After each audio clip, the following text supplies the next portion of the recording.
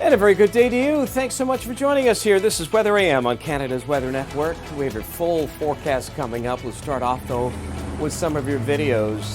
This is out from Western Canada. We're tracking the fires there. And now also, thankfully, some much-needed rain. And we're also seeing some rain in parts of Atlantic Canada. More widespread events, certainly for the weekend. But we'll take, any drops that we can get, especially when we talk in relation to the fires that are happening in many parts of the country. Hello, my name is Anwar, and I have a couple of things on the go. We have this one system into Atlantic Canada. It may generate some thunderstorms in Newfoundland. This is a big story, though, for a couple of reasons. One, it'll generate some severe limit storms in Ontario, but on the back side of that front, it will usher in much cooler air, and that'll change the pattern for next week. We're talking 10 degrees cooler, all right? So good news there. A lot of moisture also in Western Canada. Let's begin into the east. So once this front moves through, that's doing two things for you into Newfoundland. One, bring you a chance of rain and some thunderstorms, but it's also going to change the circulation to a northerly flow. So the fire from the Conception Bay area, that'll push some smoke in around the Avalon, St. John's. Your air quality will be quite poor. There's the risk of thunderstorms in the area. And then as we look at the widespread rain that's going to move in through the weekend, early part of Monday, certainly very beneficial scenario here. 27 degrees in St. John's for today, 26 in Halifax, 26 in Fredericton.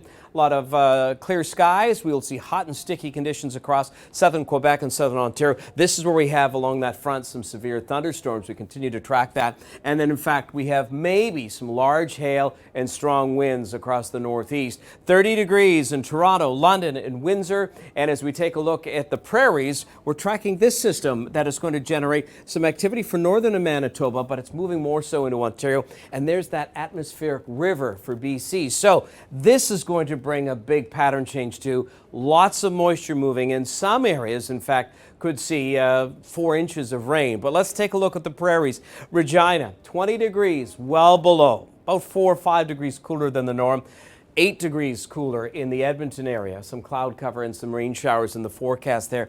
But here's the system that's going to bring in really so much moisture. Although it's arcing up to the north, the core of the moisture will be squeezed out to the south. So how much rain? As mentioned, we have rainfall warnings in place in many areas, but you could see 100 millimeters of rain across the island, as well in higher elevations. But I'm looking in particular for the Port Alberni area with the fire going on. So this is going to help out without question. So we continue to track that. Your forecast today, 21 in Kamloops, 17 degrees in Jasper, 18 in Vancouver. A little cooler than the last couple of days. You'll bounce back closer to seasonal, but certainly unsettled across the board here. And as we take a look, an expanded look across the country, across Labrador City, we'll see some sunny periods, 16 degrees, Iqaluit 9. Churchill, some rain showers and 8 degrees. We have a mix of sun and cloud in Yellowknife, 21 degrees, and then we have 22 in Whitehorse with sunshine and then some clouds building in. So again, the cooler air is across the northern sections of the prairies,